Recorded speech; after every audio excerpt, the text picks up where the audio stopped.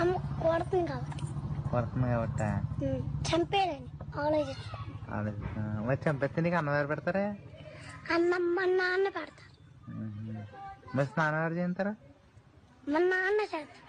మరి మీ నాన్న కాలేజీకి వెళ్ళిపోతే అన్నం ఎవరు పెడతారు? అన్నం మా నాన్న పెడతాడు. అమ్మ వద్దయితే నీకు? వద్దు, అమ్మని మానేస్తాను. మానేస్తావా? ఎందుకే? నన్ను అమ్మ కొడుతుంది కాబట్టి. ఏం చేస్తావు ఇప్పుడు?